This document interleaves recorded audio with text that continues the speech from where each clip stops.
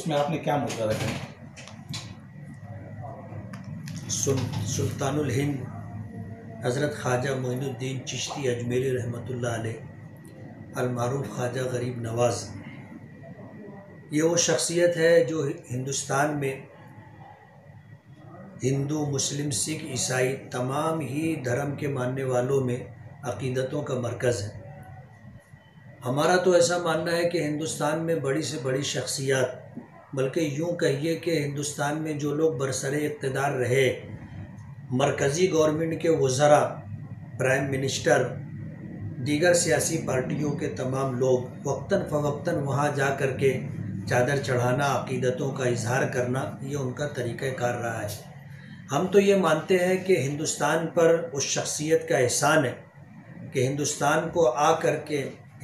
में आ कर के उन्होंने हिंदुस्तान वालों को जो कुछ दिया है, माजी में उनसे पहले शायद किसी ने हिंदुस्तान वालों पर वो एहसान किया हो।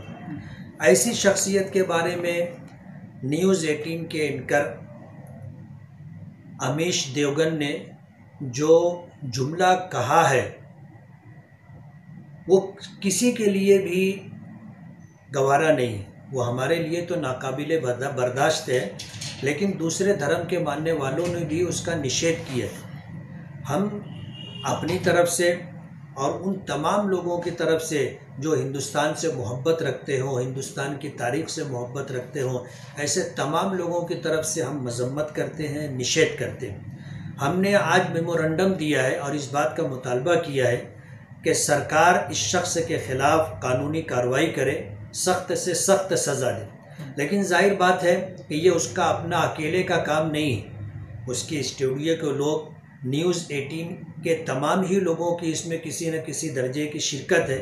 इसलिए न्यूज़ 18 के स्टूडियो के ख़िलाफ़ भी और उनके मालिकीन के ख़िलाफ़ भी कार्रवाई की जाए, इस बात का हमने मुतालबा किया है। अलग अलग है। और ये आपको अगर यहाँ से कार्रवाई नहीं की गई तो आगे की सतह पे, आला सतह पे आप क्या इक़दामात करने का अज़्म रखते हैं? इक़दामात के ताल्लुक़ से जो बात है, हिंदुस्तान के मौजूदा दस्तूर व कानून के एतबार से हम लोग दस्तूर पर यकीन रखते हैं और आइन में हमको जो हुकूक दिए गए हैं, हम दोनों तरीके से इस बात को आगे ले जाने की कोशिश करेंगे। अगर हमें एहतजाज और धरना देना पड़ा, जो जमहूरियत का एक हिस्सा है, तो हम उस रास्ते को भी इख्तियार करेंगे।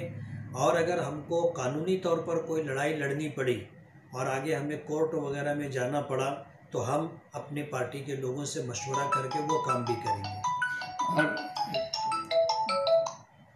और आपको नहीं लगता कि ये गोदी मीडिया बार बार इस तरीके के मौजू बनाकर हिंदुस्तान की तहज़ीब को दो हिस्से में बांटना चाहती हैं? बात आपकी सच है। इस वक्त मुल्क के जो मौजूदा हालात हैं, इन हालात के अंदर आज बांग्लादेश है, नेपाल है, पाकिस्तान है, चीन है, इन्होंने जिस तरह हमारे देश भारत का घिराव करके रखा है, मुल्क की मौजूदा सूरत हाल ऐसी है कि किसी भी वक्त किसी बड़ी जंग का आगाज़ हो सकता है। हालात ऐसे हैं, आज ज़रूरत यह है कि हिंदुस्तान में बसने वाले तमाम ही भारतीय एकजुट हो कर के देश के बचाव के लिए और देश में बसने वाले लोगों की जान, माल, इज़्ज़त व आबरू के बचाव के लिए जद्दोजहद और कोशिश करें। गोदी मीडिया ऐसे मौके पर लोगों में फ़िरका वारियत पैदा कर रही है और हिंदू मुस्लिम खाने में बांट करके शायद वो ये चाहती है कि मुल्क के मौजूदा हालात में, जब मुल्क पर जंग के बादल मंडला रहे हैं, इससे लोगों का जहन हटा लेंगे, तो ये उनकी भूल है। देश से मोहब्बत रखने वाले देश को हर जाविये से देखते हैं, और अगर गोदी मीडिया ये समझता है कि हम लोगों को जो है जहन को किसी और तरफ मोड़ करके ले जाएंगे और फिर इस मुल्क में, देश में फ़िरका वारियत, हिंदू मुस्लिम मुनाफरत पैदा करके हम देश के हक़ में कोई अच्छा काम कर रहे हैं, तो ये उसकी भूल है। ऐसा भी सुन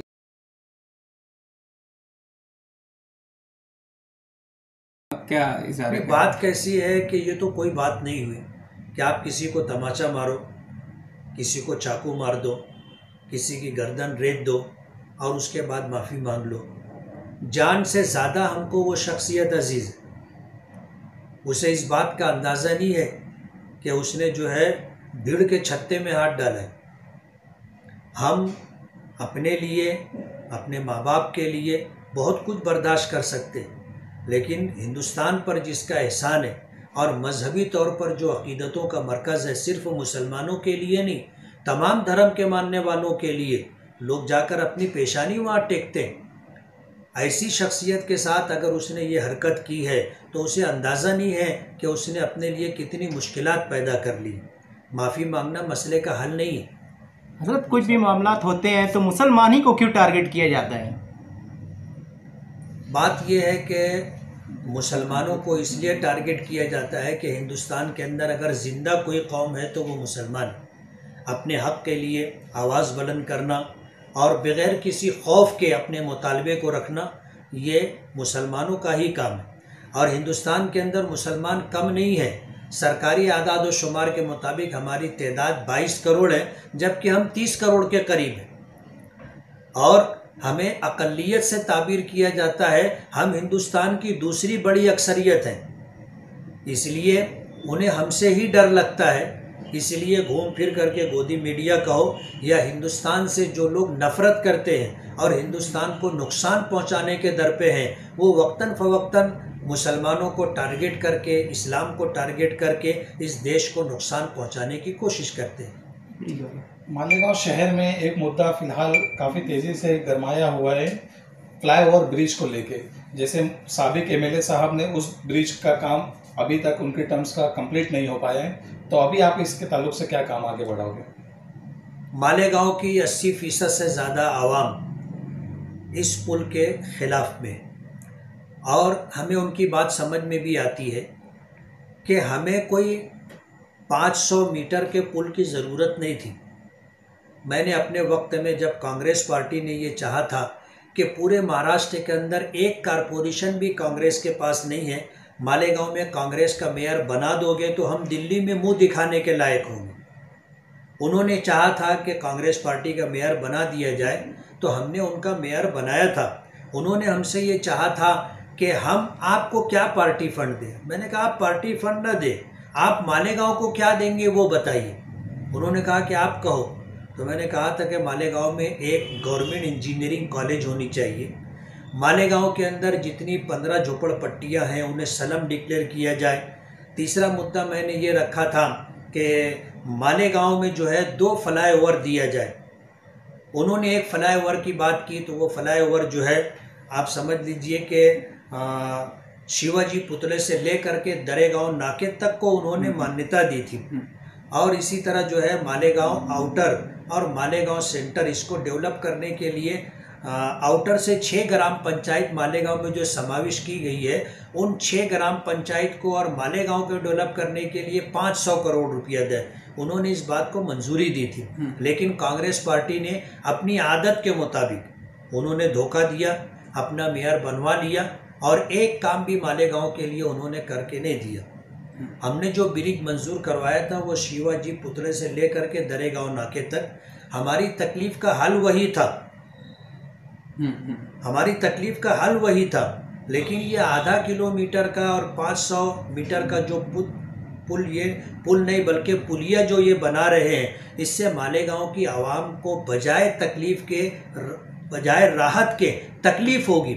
हमारे 10,000 बच्चे जो स्कूल आते जाते हैं उनको नीचे से आने जाना है। कुसुम्बा रोड से जो आते हैं, हज़ार खोली से जो आते हैं, मछली बाज़ार से जो लोग आते हैं उनको नीचे आना जाना है। इसी तरह वो लोग जो अपनी ज़रूरियात के लिए ख़रीद व फ़रोख्त का हो या दीगर काम का हो, उनको नीचे से आना है। बस स्टेशन है नीचे है, बसें सारी नीचे से आएंगी। ये दुनिया का अजीब व गरीब पुल है कि कहीं पर जो है एक पिलर दिया गया, कहीं पर 2 दिया गया, कहीं पर एक पिलर गोल दिया गया, कहीं पे एक पिलर चौकोर दिया गया। हमें तो ये समझ में नहीं आता कि इसका आर्किटेक्ट कौन है और क्या मकसद है इसके पीछे। आज दुनिया में आप देख लीजिए, हमारे हिंदुस्तान में बड़े बड़े शहरों में पुल बनता है तो एक पिलर होता है, ये 2-2 पिलर दे करके क्या बनाना चाहते हैं हमको ये समझ में नहीं आया। ऐसे हालात के अंदर मालेगांव की 80% आवाम इस पुल के ख़िलाफ़ है। इसलिए हमारा मुतालबा तो यही था कि इसको ज़मींदोज़ कर दिया जाए ताकि मालेगांव के लोगों को राहत मिले, और अगर वो नहीं किया जाता तो इस पुल की लंबाई बढ़ाई जाए, इसलिए कि पुल ख़त्म हो रहा है हजार खोली की तरफ से आने वाले रास्ते पर। जाहिर बात है 10,000 बच्चे आते जाते हैं, उन्होंने इतना शऊर नहीं है कि रोड क्रॉस कैसे करना है या अपनी साइड से हमें कैसे जाना है, ऐसा कुछ भी उनको पता नहीं है। ऐसे हालात के अंदर पुल की लंबाई इतनी होनी चाहिए कि लोगों को जो है रोड क्रॉस करने की राहत हो।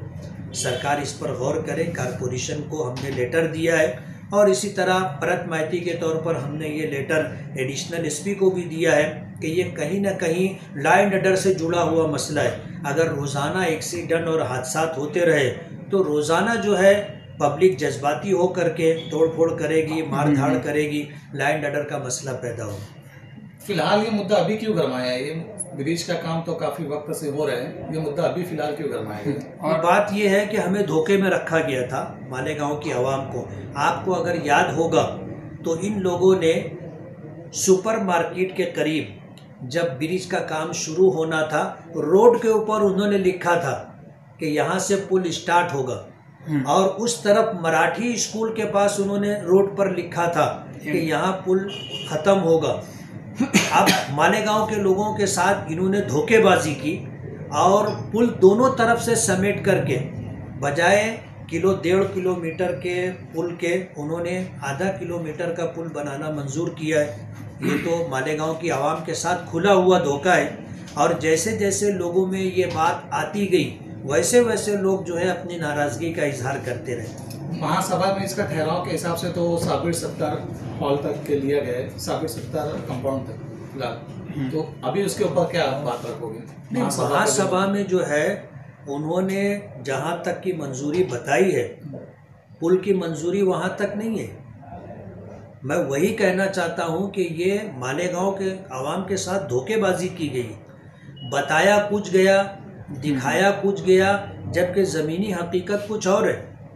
पुल बन जाएगा तो आपको समझ में आएगा सच्चाई क्या है। फिलहाल आप ऐसे एमएलए बहैसियत एमएलए आप इसके ऊपर अभी क्या अमल करोगे? नहीं, हम तो इस बात का डिमांड इसकी किया कि आप लंबाई काम बढ़ाने बंद के कर लिए दो। आप क्या कोशिश करेंगे? हमने कहा है कि आप काम बंद कर दो। अभी कैसा है कि सरकार की तरफ से इस महामारी के टाइम में मुलाकात करना, बातचीत करना मुमकिन नहीं है, इसलिए हमने कहा कि आप 2 महीने के लिए काम बंद कर दो। आपको पीछे जो काम करना है वो आप करो, लेकिन आगे के काम के ताल्लुक से आप हमें मौका दो। हम सरकार से बात करेंगे और पुल की लंबाई बढ़ाने के ताल्लुक से कोशिश करेंगे।